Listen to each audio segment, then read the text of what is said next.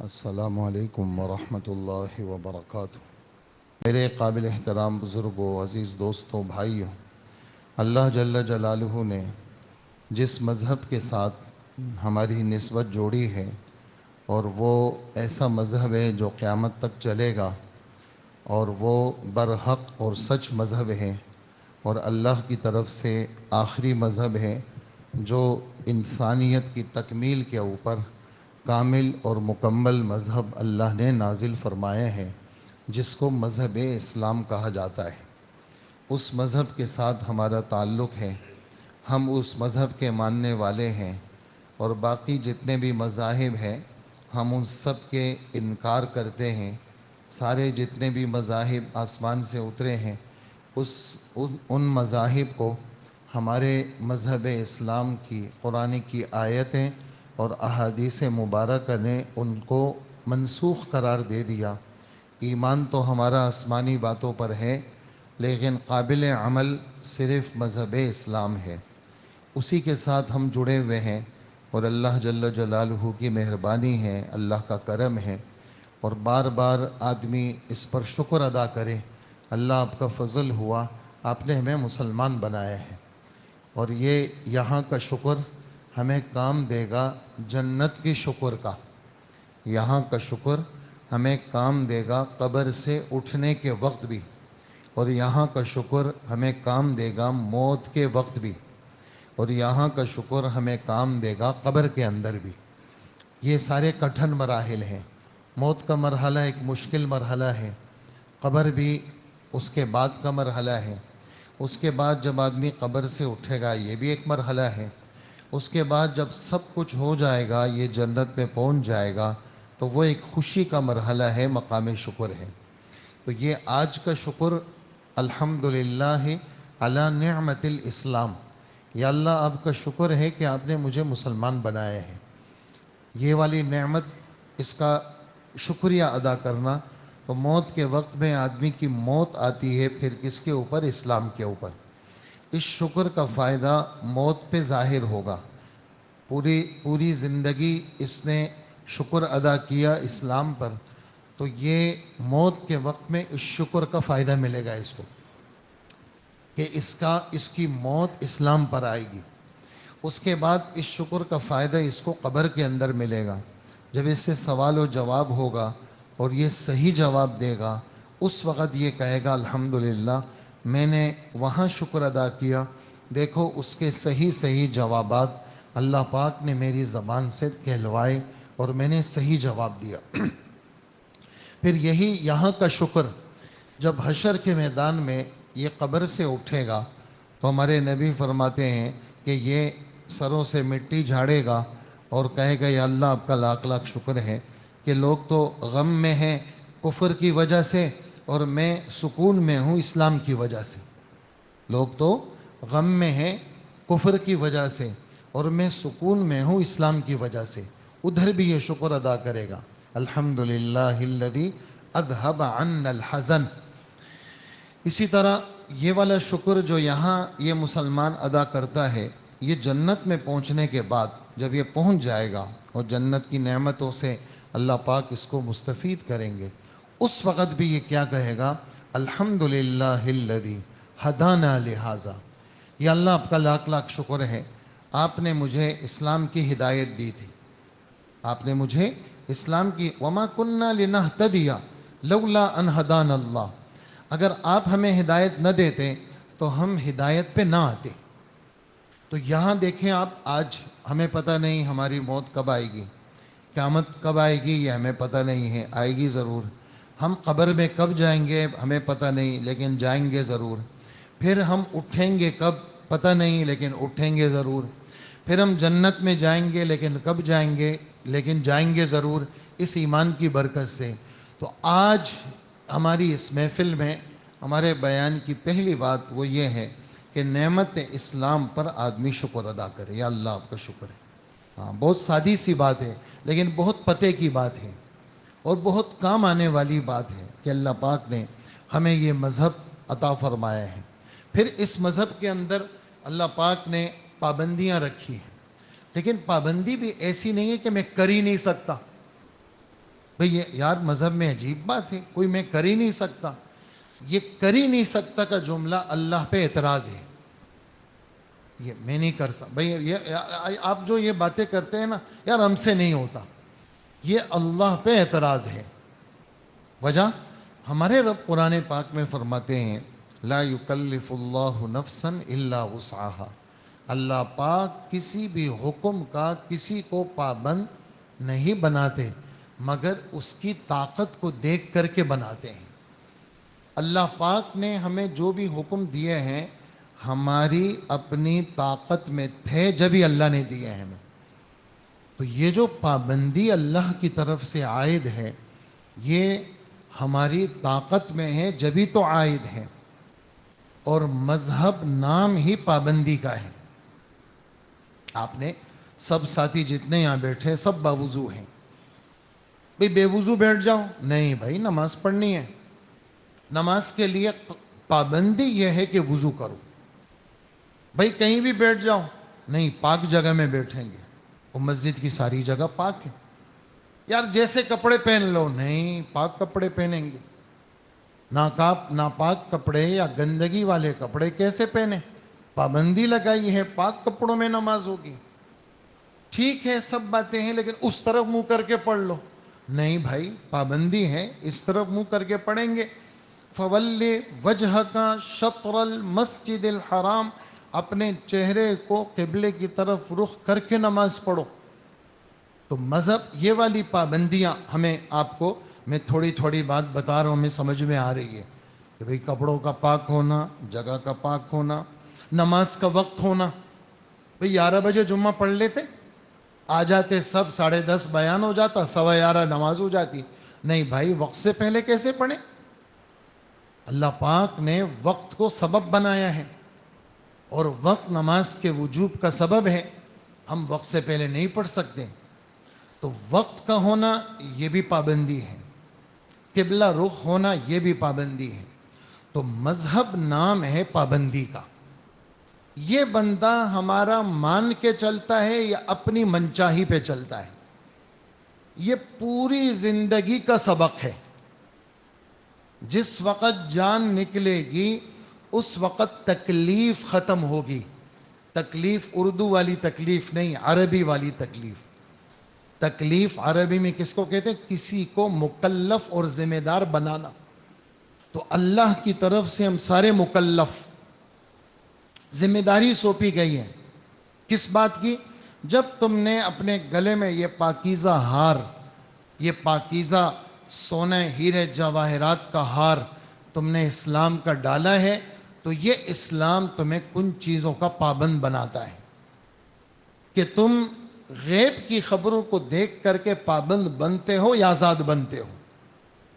تو ہم آپ جتنے بھی ہیں ہم اپنے رب کے حکم کے پابند ہیں اور ہم اس بات کی کوشش کریں گے کہ جب تک ہم جی رہے ہیں آسمانی جو جو حکم میرے کان میں پڑے گا تو میں اس کی پاسداری رکھوں گا.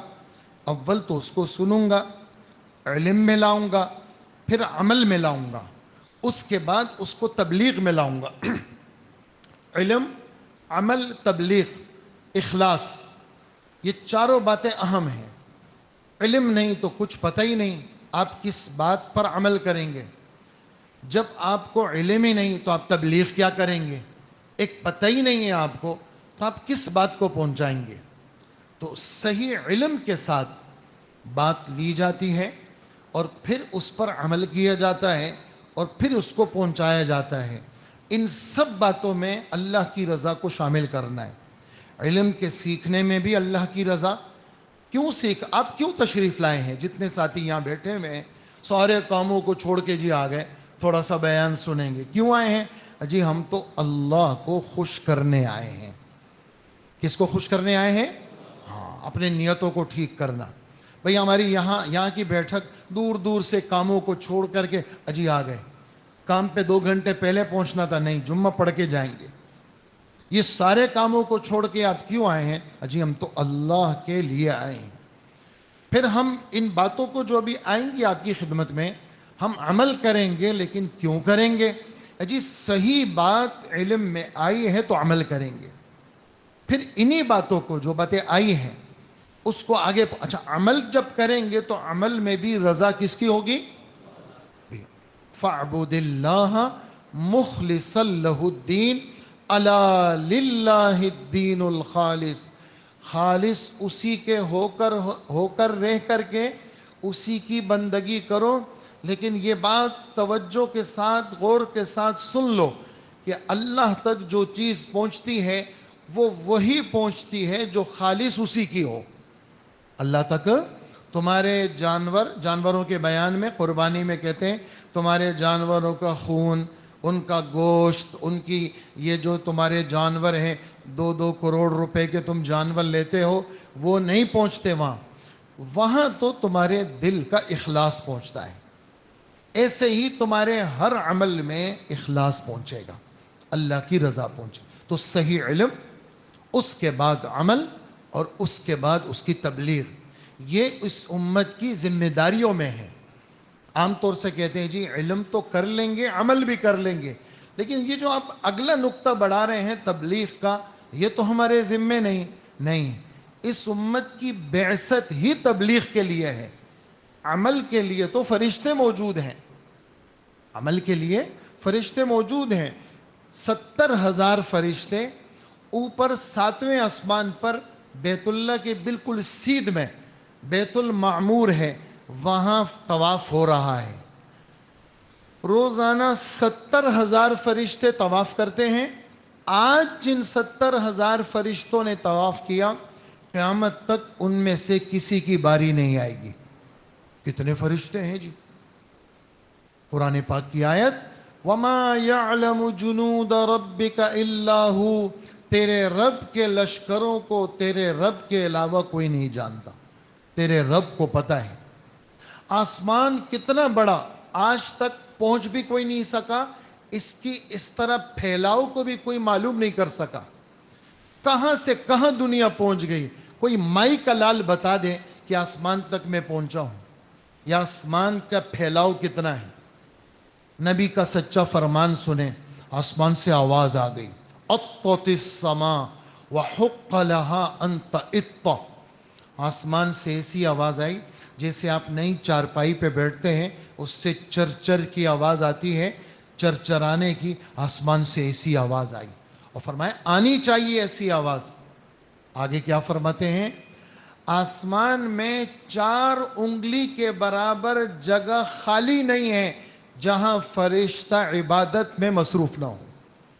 کتنا بڑا آسمان، کتنے سارے فرشتے. تو عبادت کے لیے تو مخلوق ہے ان کی، لیکن وہ چاہتے ہیں کہ یہ جو بن دیکھے مجمع ہے انسانوں کا اور جنات کا، ان کو میرا تعارف کون کرائے گا؟ تو اس امت کے علماء کرائیں گے. اس امت کے وہ لوگ جو علم لیں گے، جیسے آپ علم لے رہے ہیں تو یہ علمی باتیں آگے جانی ہیں. آپ کے پاس علم آ رہا ہے، آپ کی 2 ذمہ داریاں. نمبر 1، آپ اخلاص کے ساتھ عمل کریں گے. نمبر 2، اخلاص کے ساتھ ان باتوں کو آگے پہنچائیں گے. ہمارے سبق میں احادیث مبارک آتی ہے، ایسی احادیث آتی ہیں تو میں طلبہ سے عرض کرتا ہوں بھئی یہ دعا آ گئی. ہم دائیں بائیں بہت ساری دعائیں پڑھتے ہیں، لیکن یار یہ دعا ایسی ہے کہ مطلب ہمیں نہیں لگتا کہ ابھی سبق سے گزر جائے گی، پھر پتہ نہیں یہ سامنے آئے گی یا نہیں آئے گی.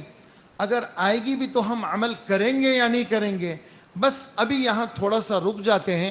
ہم جتنے یہاں بیٹھے ہوئے ہیں اس حدیث پر، اس دعا پہ ابھی عمل کر لیتے ہیں، تاکہ اللہ کے رسول کی یہ والی بات علم میں تو آ گئی، نقد عمل میں آ جائے. پھر آپ جب عمل کریں گے تو آپ آگے زندہ کریں اس کو، کہ نہ معلوم یہ بات پھر کبھی آئے گی نہیں آئے گی.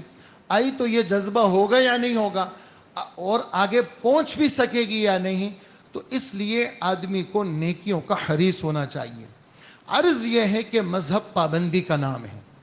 انہی پابندیوں میں سے آیت نمبر 26 میں نے آپ کی خدمت میں پڑھی، سورہ اسراء کی 15ویں پارے کی سورت وہ چل رہی ہے ہماری. حضرت عبداللہ ابن عباس فرماتے ہیں کہ تورات کے اندر جو خلاصہ ہے وہ ہمارے رب نے یہاں ان آیتوں میں پیش فرمایا ہے. پچھلا بیان آپ حضرات نے ناحق قتل کے بارے میں سنا، یہ بھی اللہ کا حکم تھا۔ آج کا بیان اللہ پاک فرماتے ہیں آت ذی القربى حقہ والمسکین وابن السبیل۔ خطاب اللہ کے رسول کو ہے، واحد مذکر حاضر کا صیغہ، لیکن آپ کے واسطے سے امت کے قیامت تک کے آنے والے سارے مسلمان جو محمد صلی اللہ علیہ وسلم کو آخری نبی مانتے ہیں ان کو یہ خطاب ہے، سارے جنات، سارے مسلمان، سب کو یہ خطاب ہے۔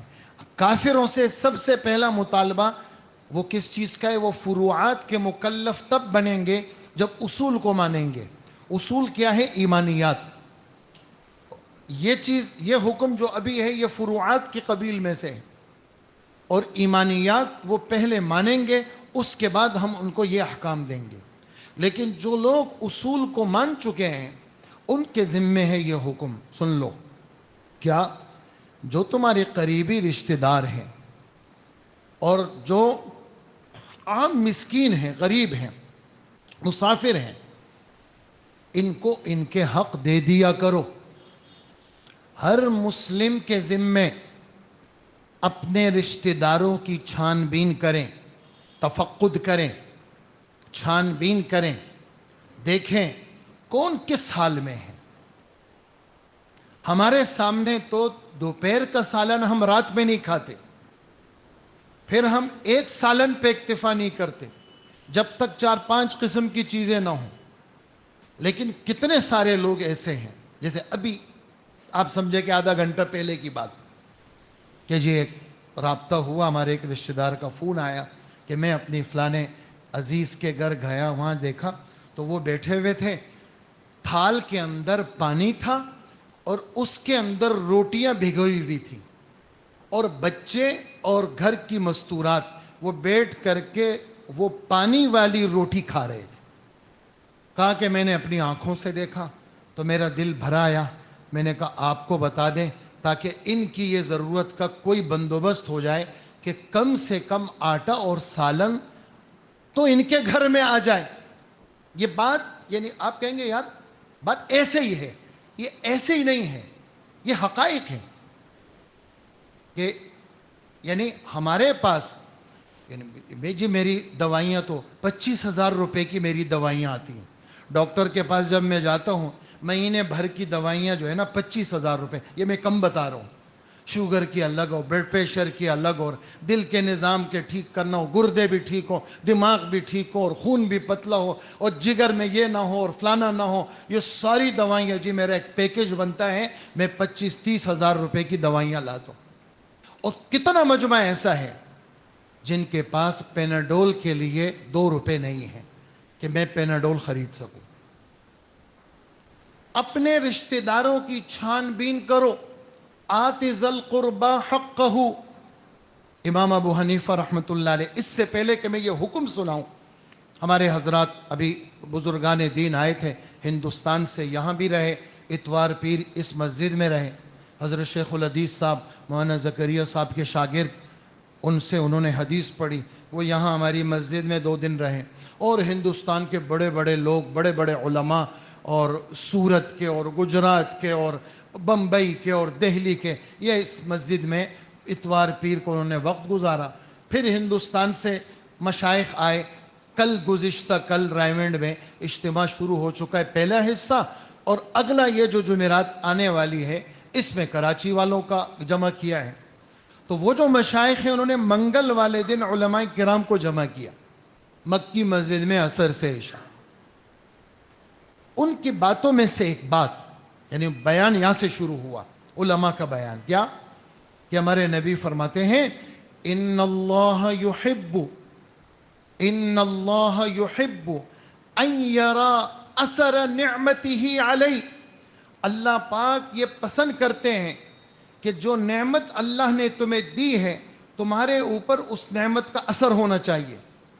فرمانے لگے اگرچہ یہ حدیث ایک خاص قصے کے ساتھ ہے۔ وہ کیا؟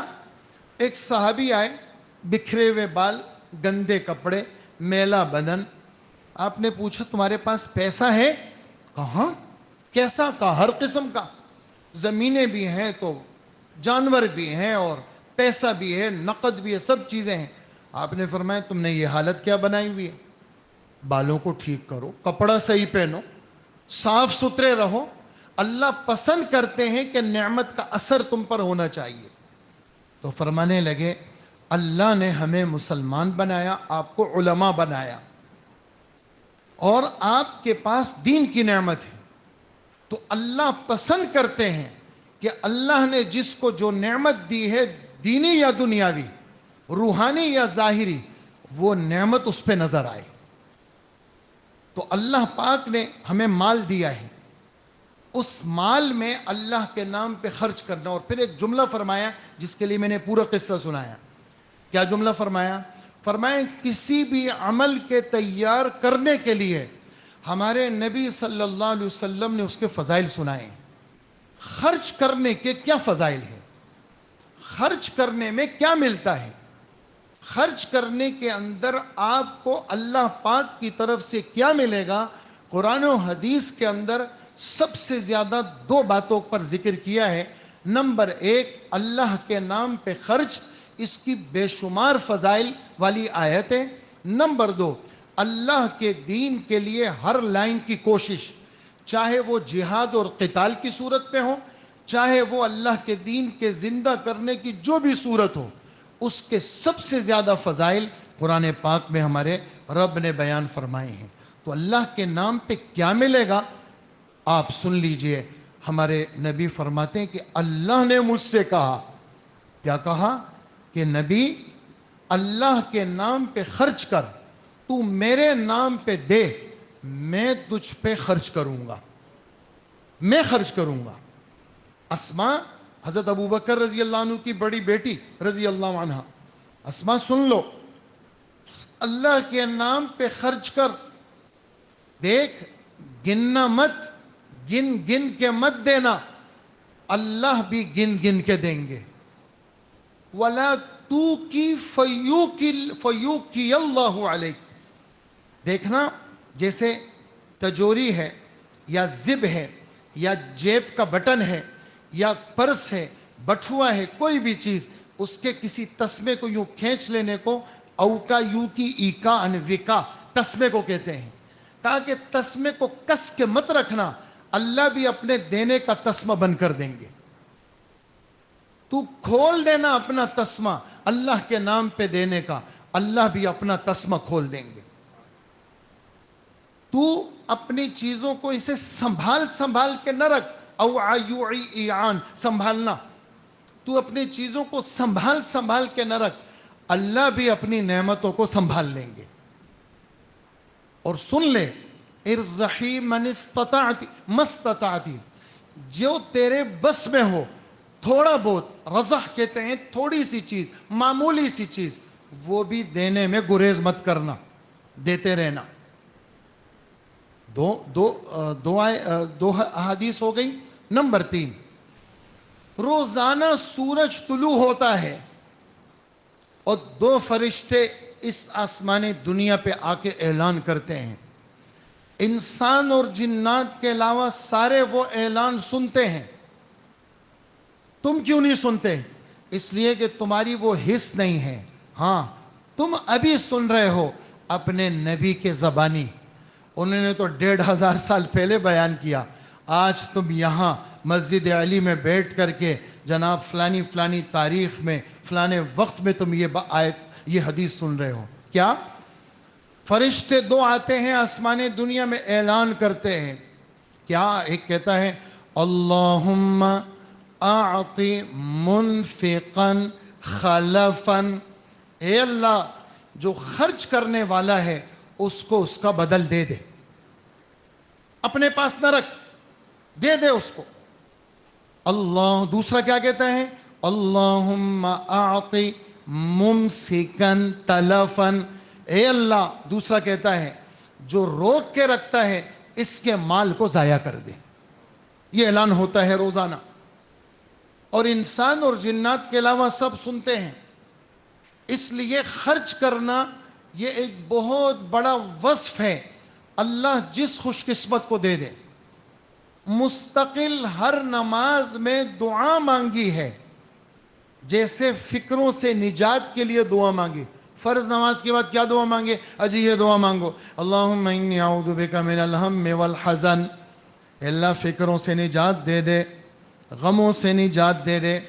واعوذ بک من العجز والکسل, اے اللہ بے بسی سے نجات دے دے. بے بس ہو گیا جی, بیٹے کے سامنے بھی نہیں چلتی, اور بیوی کے سامنے بھی نہیں چلتی, مزدوروں کے سامنے بھی نہیں چلتی, بڑا بے بس ہو گیا میں, اللہ اسی بے بسی سے بچا. اللہم انی اعوذ بک من الکسل, سستی سے بچا. خامخواہ گھر میں پڑا ہوا ہوں, دین کی کتنی محنت میں کر سکتا ہوں, اللہ کے نام پہ میں کتنی مسجدیں بنا سکتا ہوں. میں آپ کو سچ بتاؤں, یہ مسجدیں بنانا اور مدرسے بنانا, قرآن اور حدیث اور اللہ کے نام کی اشاعت کرنا, اس سے بڑا کوئی کام ہی نہیں ہے. تو میں پڑا میرا یہ مال رہ جائے گا.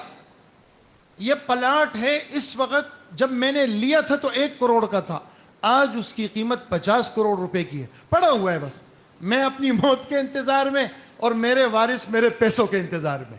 بس جیسے میں مروں گا وہ 50 کے 60 کروڑ روپے وہ بڑھ جائیں گے. مجھے کیا ملا؟ میں نے تو خون پسینہ ایک کر کے کمایا تھا, وہ چھوڑ کے میں چلا گیا. تو سستی چھوڑ دیں, اور جو دیا ہے اللہ نے اس کو کھلا کرائیں, اس کو بیچیں, اور اس کو اللہ کے نام پہ ایسا لگائیں کہ آپ مریں گے تو آپ کے چہرے پہ اللہ مسکراہٹ لائیں گے کہ اس بندے نے اپنا مال اللہ کے نام پہ دے دیا. تو یہ سستیاں, یا اللہ مجھے سستی سے پناہ دے دے. وَأَعُوذُ بِكَ مِنَ الْبُخْلِ, اے اللہ میں آپ سے پناہ مانگتا ہوں کنجوسی سے, یا اللہ مجھے کنجوس نہیں بنا. حضرت مولانا احسان صاحب دامت برکاتہم, اللہ ان کو صحت عطا فرمائیں, رائمنڈ کے ہمارے بزرگوں میں حضرت شیخ الحدیث صاحب کے خلفاء میں ہیں, اور بہت بڑی شخصیت, بیمار ہے عرصے سے. وہ ایک دن رائمنڈ میں بیان کر رہے تھے, کہنے لگا بخل تو بہت بڑی بیماری ہے, اور حدیث مبارک میں ہے اَيُّ دَاءٍ أَدْوَأُ مِنَ الْبُخْلِ, کنجوسی خرچ نہ کرنا کبھی کبھار اتنی حاوی ہو جاتی ہے. حضرت تھانوی رحمۃ اللہ علیہ ایک آیت کے حاشیہ میں لکھتے ہیں, کبھی کبھار کنجوسی اتنی حاوی ہو جاتی ہے, علمی بات مجھے معلوم ہے وہ بھی نہیں بتاؤں گا, کیوں؟ میں کنجوس ہوں. آسمانی علمی بات ہے نا کہ اس پہ دینے پہ کیا لگتا ہے, لیکن چونکہ میں کنجوس ہوں اس لیے میں علمی بات پہ نہیں بتاؤں گا. تو اللہ کے رسول فرماتے ہیں کہ کنجوسی سے بڑھ کر کوئی بیماری نہیں, سب سے بڑی بیماری کنجوسی ہے. تو حضرت نے رائمنڈ میں اپنے بیان میں کہا کہ میں آپ کو ایک سادی سی بات بتا دوں. وہ کیا؟ جب تم اپنی ضرورت کے لیے بھی خرچ کرو یا کسی مزدور کو تنخواہ دو, اپنی ضرورت ہے تمہاری, عام فطرت انسانی یہ جب وہ بنڈل نکالتا ہے تو سڑے ہوئے نوٹ دیتا ہے. حالانکہ یہ کڑک نوٹ اس کو بھی بعد میں 5 منٹ کے بعد دینے ہیں, لیکن پہلی ابتدا وہ سڑے ہوئے نوٹوں سے کرتا ہے. تو فرمانے لگے تم ابتدا کڑک نوٹ سے کرو. کہا یہ پہلا قدم ہے تمہاری کنجوسی سے اللہ نجات کا, کہ اللہ تم کڑک نوٹ دو, یہ لے لو بھائی, یہ سمجھے نا. تو وہ کیا ہوگا؟ حالانکہ تم اس کی چیز لے رہے ہو, سامنے والے مفت نہیں تم دے رہے, چیز لے رہے ہو, لیکن کیا ہے تم نے کڑک دے دیا, اس سے تمہارے دل میں اس مال کی عظمت ختم ہو جائے گی, آہستہ آہستہ گھٹے گی. حضرت تھانوی رحمۃ اللہ علیہ ایک بات لکھتے ہیں, یہ باتیں ہم سب کے لیے ہیں, ایسا نہ ہو مالدار سمجھے کہ ہمیں سنا رہے, نہیں. جو بہت سارے اپنے آپ کو غریب کہتے ہیں ان کے پاس بھی بے شمار چیزیں ہیں, جو کہتے ہیں جی ہم تو بڑے غریب ہیں, یہاں لوگوں سے پیسے مانگتے ہیں, ادھر پیچھے ان کی جائیدادیں ہوتی ہیں, اور جب ان سے پوچھو تو کہا ہماری تو اتنی ساری زمینیں ہیں, اور ادھر کہتے ہیں کہ جی ہم زکوٰۃ کے مستحق ہیں. تو فقراء بھی سن لیں یہ بات, حضرت کی یہ بات بہت قیمتی ہے. حضرت فرمانے لگے, حضرت تھانوی کی بات میں کلاسوں میں اپنے طلباء سے عرض کرتا رہتا ہوں یہ بات, کہ اپنی جتنی تمہاری ملکیت کی چیزیں وہ جمع کرو, وہ جمع کرو, اس میں جو تمہیں اچھی لگتی ہے وہ رکھ لو. جوتے ہیں, یہ جوتا مجھے بہت اچھا لگ رہا ہے, یہ رکھ لو, دوسرے کو سائڈ پہ کر لو. چشمے ہیں, یہ چشمے یار مجھے بہت اچھا لگتا ہے, رکھ لو اپنے پاس, باقی ادھر کر لو. کپڑے ہیں, یہ کپڑے مجھے بہت اچھے لگتے ہیں, رکھ لو, باقی اسی طرح الف سے یا تک جو چیزیں ہیں جو تمہیں اچھی لگتی ہیں وہ رکھ لو، اور جو نہیں لگتی اور 10 سال سے تیرے گھر پہ پڑی ہوئی ہے اور اندر الماریوں میں سڑ رہی ہے، تم اپنے گودام سے یہ چیزیں نکالو، اس کو صاف ستھرا کر کے پیکنگ کر کے اللہ کے نام پہ. حضرت نے تو یہ فرمایا کہ بیچ دو، اگر نہیں بکتی وہ چیزیں تو تم اس کو اللہ کے نام پہ دینا خرچ کر دو. اس پر حضرت نے تو یہ نہیں لکھا. میں آپ کو ایک حدیث سناتا ہوں کہ اللہ کے رسول صلی اللہ علیہ وسلم فرماتے ہیں، جس آدمی نے استعمال شدہ کپڑا اللہ کے نام پہ دیا اور بندہ استعمال کر رہا ہے، جب تک اس کا ایک تار بھی باقی رہے گا، ایک دھاگا بھی، یہ دینے والا اللہ کے امان میں رہے گا. استعمال شدہ کپڑا. اس لیے اللہ کے نام پہ خود اپنے ہاتھ سے کوشش کریں، چیزوں کو دیں، آپ برکت دیکھیں گے اس کی. اور آپ سے پوچھا اللہ کے رسول ذرا بڑھیا اجر والا صدقہ تو بتا دے، سب سے بڑھیا اجر کس میں ہے؟ سننے کی بات ہے. بڑے جس کو کہتے ہیں نا، دکھتی ہوئی نسوں پہ ہمارے نبی نے انگلیاں رکھ کر کے اللہ کی بات ہم تک پہنچائی ہے. ہمارے نسوں پہ کیا؟ انت صدق. حالانکہ ان جو ہے نا ماضی پہ نہیں آتا، یہ ماضی نہیں ہے بلکہ یہ فعل مضارع ہے، اس کی ایک تا حذف ہے. انت تصدق، انت صدق وانت شحیح صحیح تخشى الفقر وتأمل الغنى ولا تمهل. سب سے اعظم اجر، سب سے بڑھیا اجر کس صدقے کا ہے؟ انت صدق، کہ تو اللہ کے نام پہ دے. کس حالت میں؟ کہ تو تندرست ہے. نمبر 2، تیرے اندر کنجوسی کی بیماری ہے. تو کہہ رہے یار یہ دے رہا ہوں، آپ کیا بات کر رہے ہیں؟ تجھے دیتے ہوئے بڑی تکلیف ہوتی ہے. اور تخشى الفقر، تیرے اندر یہ والی بات ہے کہ اگر یہ دے دی ہے کہیں ایسا نہ ہو یار میں غریب نہ ہو جاؤں. اور نمبر 4، وَتَأْمُلُ الْغِنَى، اگر نہیں دیا تو مجھے یار اس سے مالداری کی امید بھی ہے، یار یہ پیسے 1,00,000 2,00,000 10 20 ہزار 5,000 1,000 یہ رہیں گے، یار کچھ تو پیسہ ہوگا. تو تندرست بھی ہے، تیرے اندر بخل کا مادہ بھی ہے، تجھے فقیری کا بھی ڈر ہے اور تجھے مالداری کی امید بھی ہے. لہٰذا سن لے اے میرے امتی ولا تمہل، اس خیرات کو ٹالنا مت. اگر تو ٹالے گا تو ایک وقت ایسا آئے گا کہ تیری جان تیرے انگوٹھے سے نکلے گی، یہاں آ جائے گی حلق میں، اور پھر تو کہے او ہو اب تو میں بچ نہیں سکتا.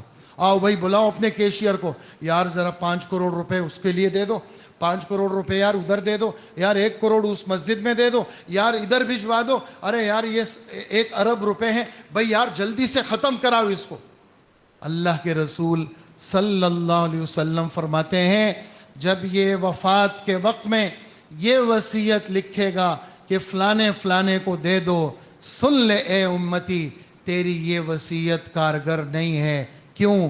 وَقَدْ كَانَ لِفُلَان، اب تو یہ تیرے وارثوں کا ہو گیا، اب تو تیرا کس میں چلے گا حق، وہ بھی ان کے تیرے وارث چاہیں گے.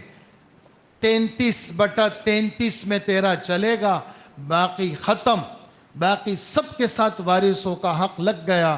لہٰذا صحت کے زمانے میں عقل صحیح ہے، اس زمانے میں بخل کا مادہ ہے، اس زمانے میں اور غریبی سے مجھے ڈر ہے، اس زمانے میں اللہ کے نام پر میں ایک چھوٹے بچے سے بھی مخاطب ہوں، ایک فقیر سے بھی مخاطب ہوں، اپنے آپ سے بھی مخاطب ہوں، امیروں سے بھی، طلباء سے بھی، علماء سے بھی، مالداروں سے بھی، سب سے مخاطب ہوں کہ اللہ کے نام پر خرچ کرنے میں آپ کو اللہ کے رسول کی ایک اور بات سناؤں.